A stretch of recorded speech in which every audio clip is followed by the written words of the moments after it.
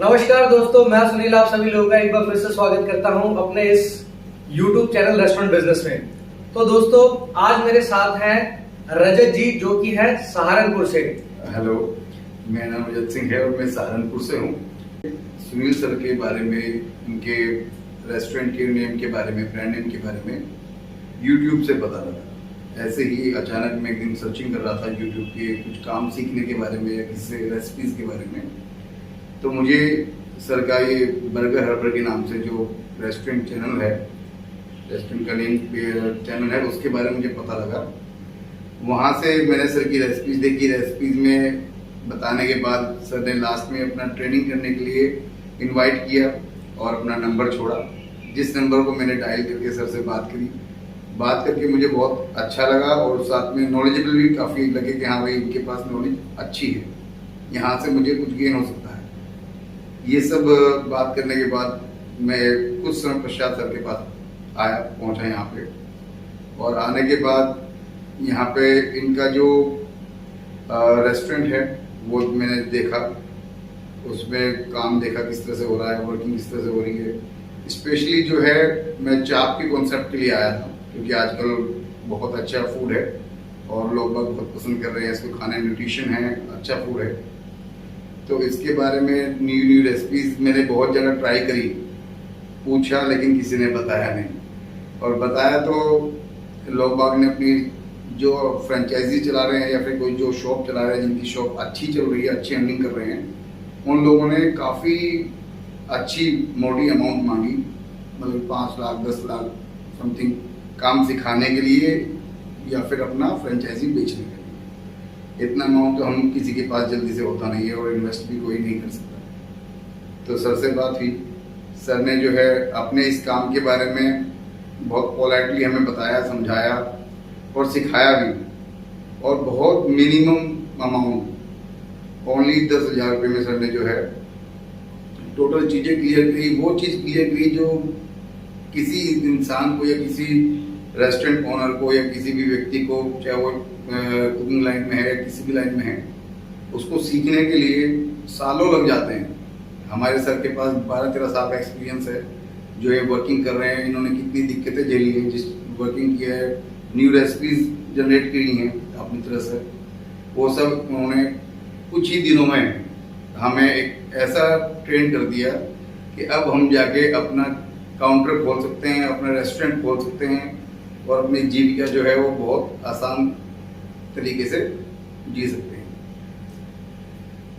तो दोस्तों, आपने देखा कि ये रजत जी थे, ठीक है, जो कि सहारनपुर से मेरे पास हिसार ट्रेनिंग लेने के लिए आए।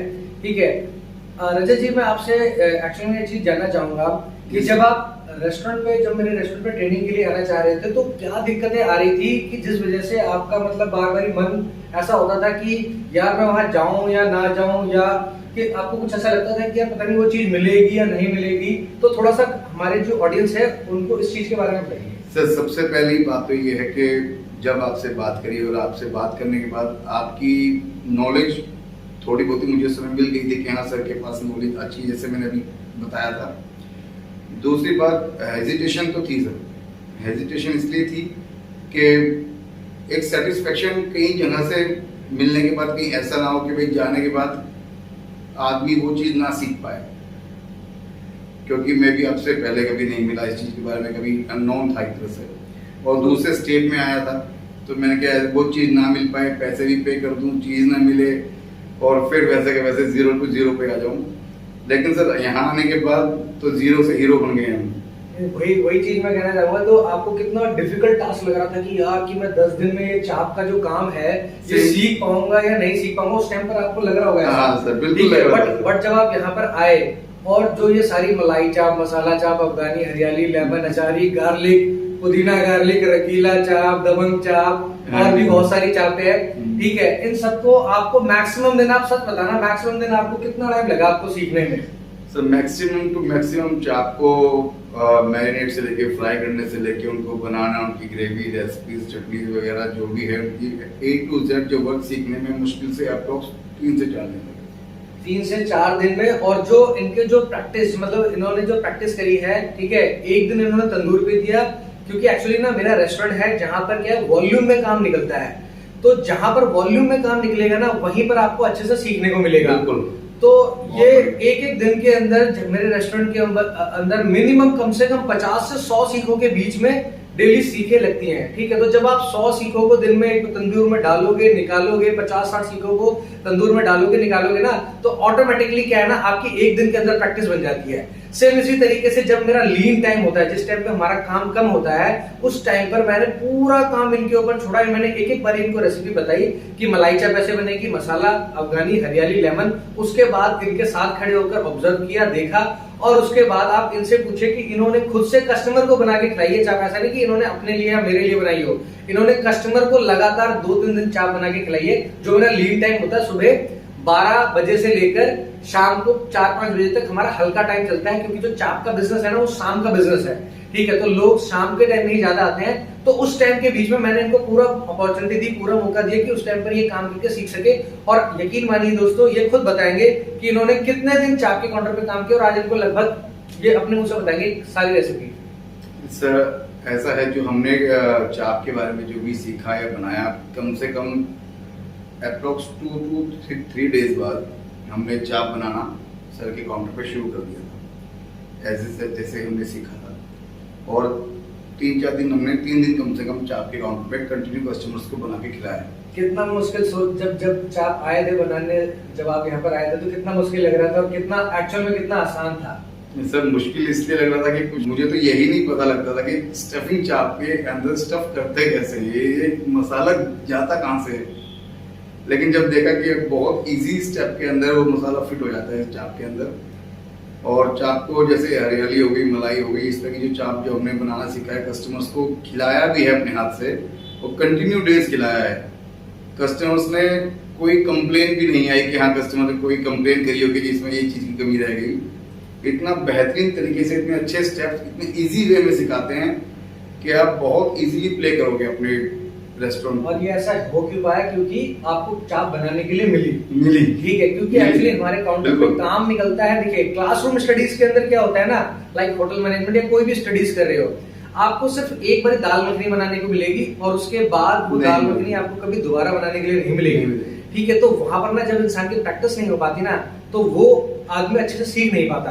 बट एक ही चीज को आदमी बार बारी बनाता है ना, और हमारे काउंटर पे ये अपॉर्चुनिटी मिलती है कि एक ही चीज को आदमी को कई बार बनाने का मौका मिलता है, जिसकी वजह से वो एक दिन के अंदर वो लगभग सारी रेसिपियां सीख लेता है, ठीक है, कैसे। और आज आप कितने कॉन्फिडेंस है, क्या आप अपना खुद का रेस्टोरेंट जाकर आप चालू कर सकते हैं? सर 100% श्योर, 110% श्योर कि जाते ही मैं अपना रेस्टोरेंट ओपन करूंगा, और जल्दी, बहुत जल्दी मैं ये करने वाला हूँ अपने लाइफ में। आपने अपनी ये रेसिपी सारी सीख तो ली है, आप किसी भी दूसरे व्यक्ति को भी आसानी सिखा सकते हैं। बिल्कुल सर, बिल्कुल सिखा सकते हैं। ठीक है, बस यही आपको करना है। आपको किन्हीं 1-2 लोगों को और चाप का काम जो है, ये जो आपने सीखा है, ये सेम चीज उनको सिखानी है, ठीक है। जब आप अपना काउंटर स्टार्ट करेंगे तो वही लोग फिर उन्हीं लोगों के साथ मिलकर आप अपना काम करेंगे। सर ने जो है वो चाप ही नहीं, तंदूर भी सिखाया है, उसके अंदर उसको पूरा चाप का कॉन्सेप्ट क्लियर किया, काउंटर कैसे रन करते हैं वो सिखाया, साथ में अदर चीज़ें भी हैं जो हमारी फास्ट फूडिंग में आती हैं, बर्गर, पिज़्ज़ा, सैंडविचेस वगैरह किस किस तरह बनते हैं, उनकी रेसिपीज क्या हैं।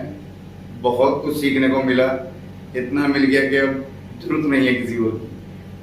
और यही चीज जब आपने मेरे को बताया था कि आप किसी फ्रेंचाइजी से के बारे में पूछने के लिए गए थे, ठीक है, तो उस फ्रेंचाइजी ने क्या क्या आपसे डिमांड करी थी कि भाई मैं, मतलब वो आप ही बताइए कि फ्रेंचाइजी ने क्या डिमांड। ऐसा था कि लगते तो जो मेरी सिटी में ही है, मेरे आसपास ही है, सिटी के आसपास ही है वो रेस्टोरेंट। वहाँ पे मैं ऐसे पूछने गया, मैंने कहा आप मुझे आपके बारे में कुछ नॉलेज दे दीजिए या फिर आप अपना कोई वर्कर दे दीजिए।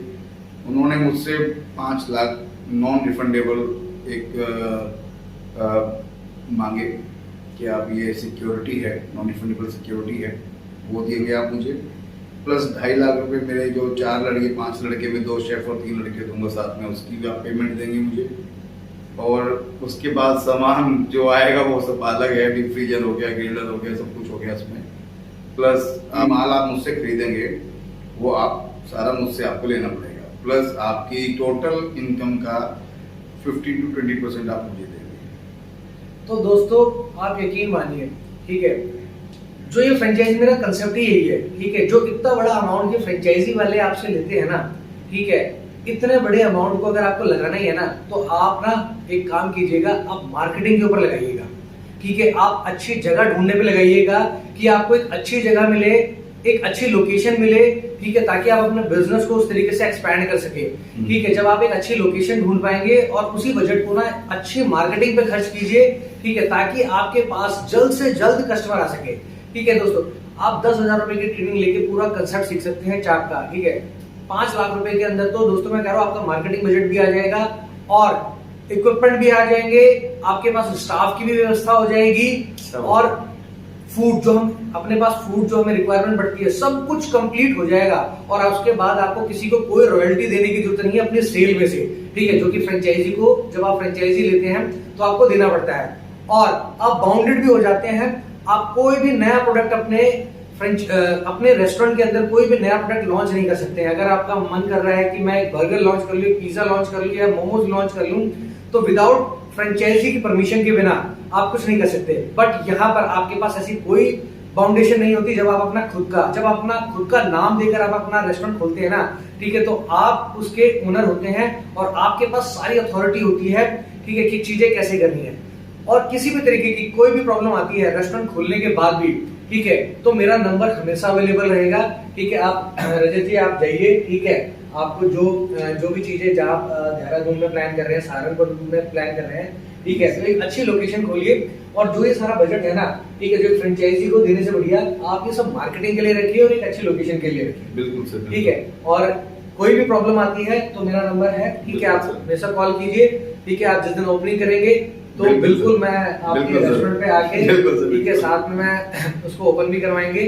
जरूरत पड़ी तो हम अपने रेस्टोरेंट से लड़के भी लेकर आएंगे, ठीक है, आपके रेस्टोरेंट की अच्छे से ओपनिंग करवा के और फिर हम आपको अलविदा करके दोबारा वापसी हिसार आ जाएंगे। ठीक है दोस्तों, ये हमारे सुनील सर ने जो भी अब तक कहा है, वो एक करते हैं और आपको सोचने की और ज्यादा समय खराब करने की आवश्यकता नहीं है। आप आए, बिलीव करके आए और आप जो भी सोच कर आएंगे वो आपको यहाँ पे 110% मिलेगा, ये गारंटी है। तो दोस्तों, अब मैं आपको सीधा ले चलता हूँ जो इन्होंने हमसे सीखा है और मैं आपको सीधा लेके चलता हूँ। अभी आप हमको बना के दिखाएंगे चाप, कि चाप किस तरीके से बनाई जाती है।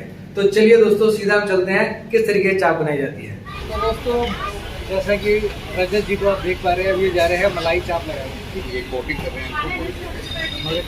ये देखिए, ये सीख में भी लगाना सीख चुके हैं, ठीक है, कि सीख में किस तरीके से चाप को लगाई जाती है। तरीके से मैंने चाप को स्टिक के ऊपर लगाया है, ठीक है। और अब इस चाप को रजत जी करेंगे तंदूर में रोस्ट और उसके बाद मलाई चाप बनाई जाएगी इससे, ठीक है।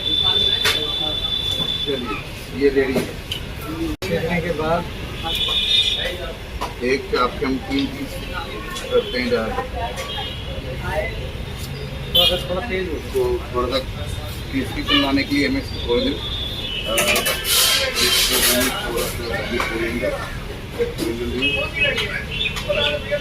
हमारा सीक्रेट मसाला, ऑनियंस, बटर, हम इसमें बटर ऐड करेंगे जिससे हमें बहुत अच्छा क्रीमी टेस्ट मिलेगा। ये मलाई चाप है तो इसमें मोस्टली जो है ऑब्वियसली क्रीम जाएगी, जो अमूल की क्रीम हम यूज़ करते हैं यहाँ,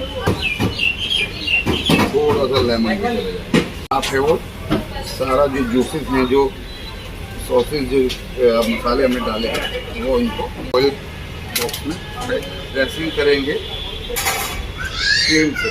तो ये मलाई है तो ये मलाई इसकी ड्रेसिंग होगी। जो रजत जी हैं, इन्होंने हमसे ट्रेनिंग पाने के बाद आपने लाइव देखा किस तरीके से उन्होंने चाप बनाई, मलाई चाप अपने हाथों से चाप बनाई, ठीक है। और केवल 7-8 दिन उनसे इन्होंने ट्रेनिंग ली है और 7-8 दिन के अंदर इन्होंने एकदम बिल्कुल पूरा काम परफेक्टली सीख चुके हैं, ठीक है। और सारा जैसा कि आपने बताया था, बहुत जल्द जाकर अपने एरिया में अपना खुद का चाप का काउंटर चालू करने वाले हैं। तो जब ये अपना चाप का काउंटर ओपनिंग करेंगे तो I will definitely go their place और मैं पूरी सहायता करवाऊंगा इनका चाप के काउंटर को खुलवाने में। थैंक यू सर, तो दोस्तों, इस वीडियो को हम करते हैं यहीं पे एंड और मिलेंगे किसी दूसरी वीडियो के साथ जिसमें हम किसी और व्यक्ति को ट्रेनिंग दे रहे हैं। तो चलिए दोस्तों, वीडियो करते हैं यहीं पे and. Thank you so much.